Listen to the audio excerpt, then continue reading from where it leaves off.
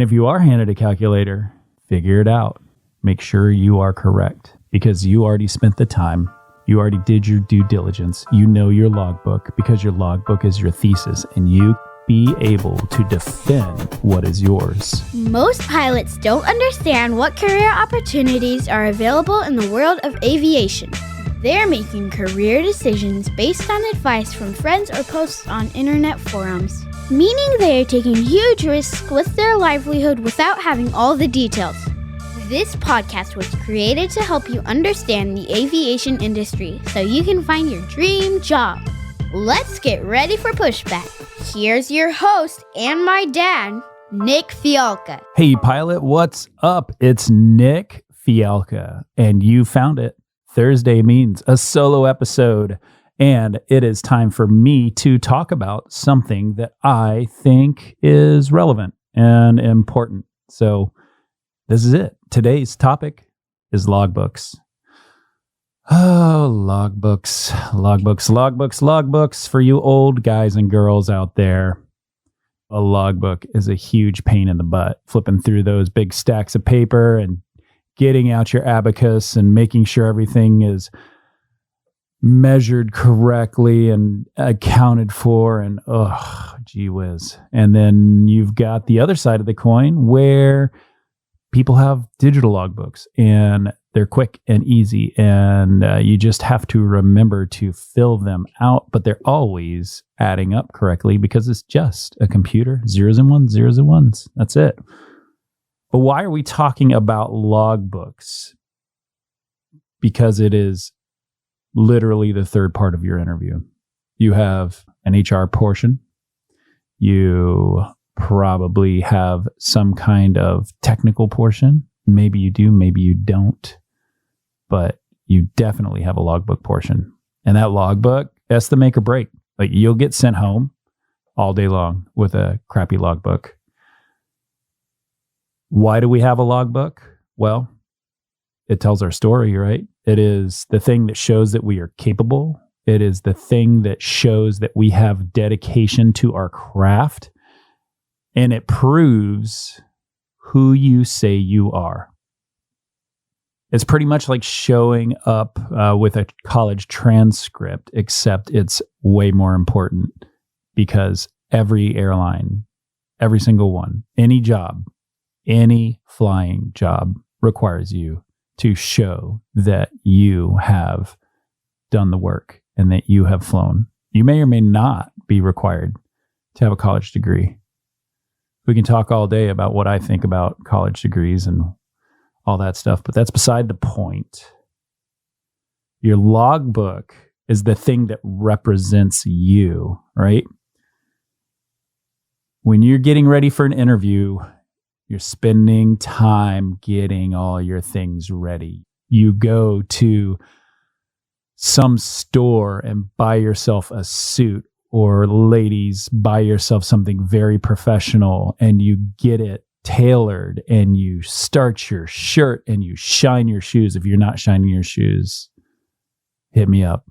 I'll send you some links on how to learn how to shine your shoes, because you need to shine your shoes. But while you're doing all that, you're getting yourself ready, you're getting a haircut, you're getting your makeup, you're getting your nails done, and all those things. But are you giving your logbook the attention that it deserves? Are you spending time with your logbook, making sure that it is everything that you say that it is?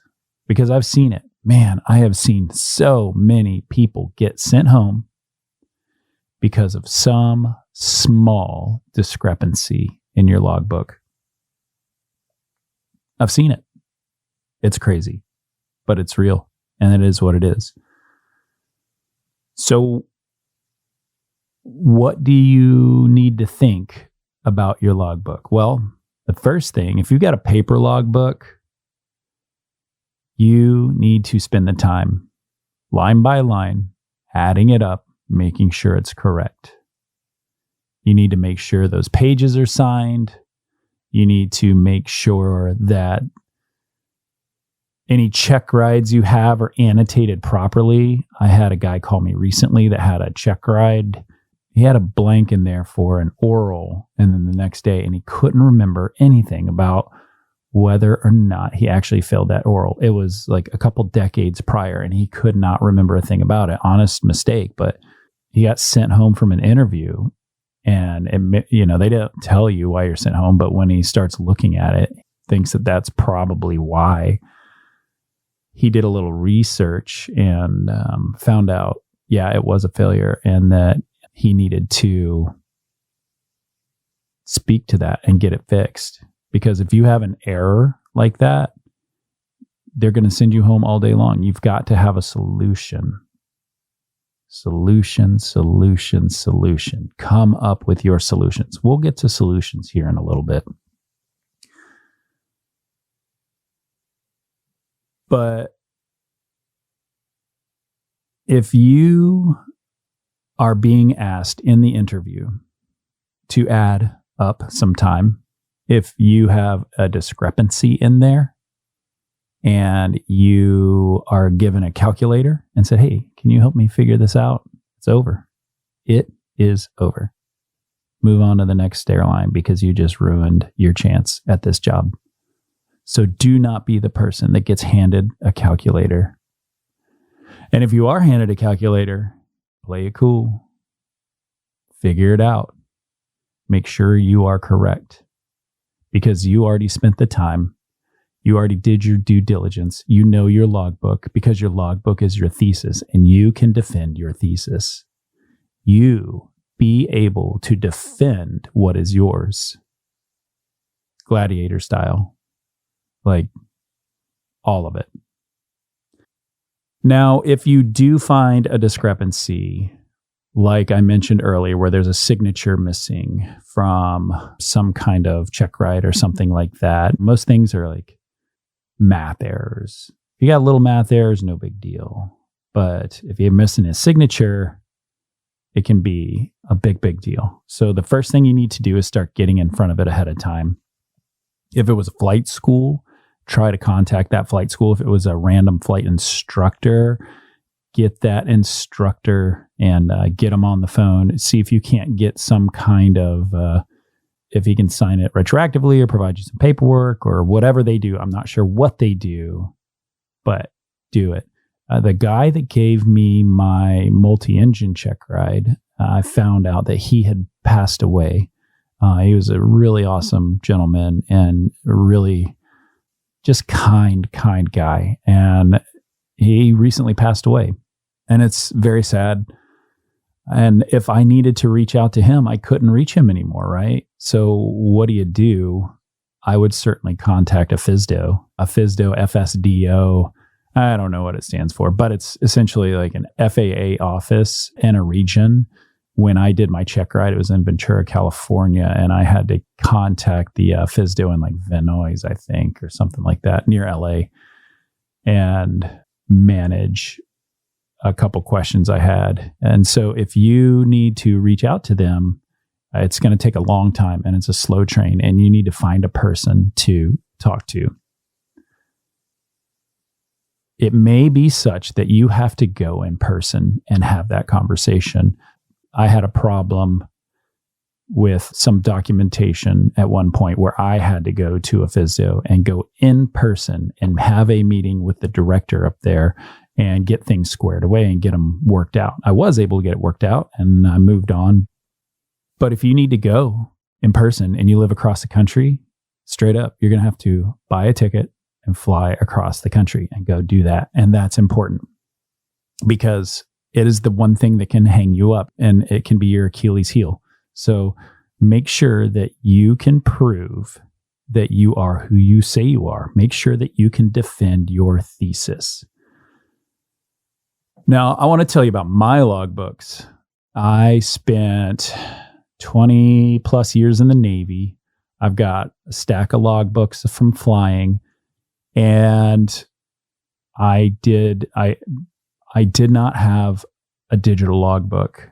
And so what I did like 5-6 years ago, longer than that, man, Lord have mercy. I sat down with my logbooks and I had this guy who had a Excel spreadsheet, and I copied all of my flight time, line by line, to this Excel spreadsheet. And then I added it all up, and it was actually different than what I had added. And so then, I mean, it took days. It took days. It was so much work. And then when I found these discrepancies, I had to go line by line by line by line by line back again with the book and reference this spreadsheet in the book and spreadsheet in book and spreadsheet in book. And it just took forever.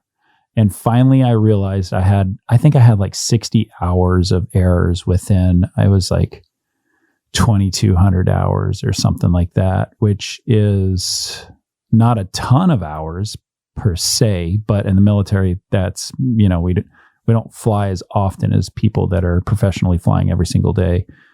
And so I had to annotate these discrepancies, and I brought them forward, and I had a summary sheet. And in the summary sheet, I wrote out exactly what the errors were.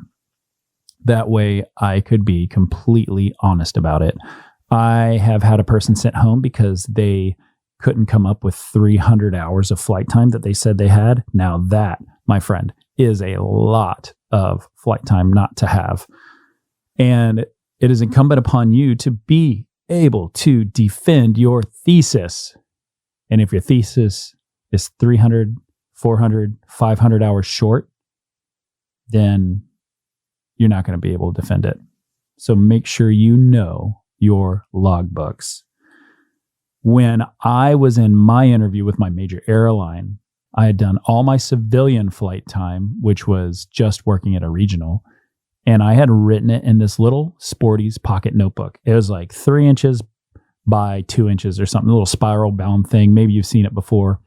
And the person doing the analysis of my logbook called me in, and he brought me in, and there were my logbooks. And I'll tell you what, my heart dropped. I was like, dang, this is it. I cannot believe I have a logbook issue. And I couldn't, the guy says, hey, what's up with this little tiny thing? I said, oh, my logbook? It's my logbook. He's like, that's not a logbook. I said, but it says logbook on it, and I've signed every page, and I've added it all up, and it's right there. He's like, this doesn't count. I said, what do you mean it doesn't count? He says, it doesn't count. He said, do you have anything else? And oh my gosh, the anxiety that I got just overcame me, but I kept it cool. I took a deep breath, and I started to think, and I said, well, I have an Excel spreadsheet of every hour of flight time printed out, and every page is signed, and it's in my bag in the bag room. If you'll give me the opportunity, I'm happy to go get that so you can look at it. Maybe that's sufficient. And I brought the Excel spreadsheet to him, and man, it was the grace of God that he accepted it. And he saw, I don't know what it was. I still don't know. I wish I could go back and talk to this guy. But I had to defend my thesis.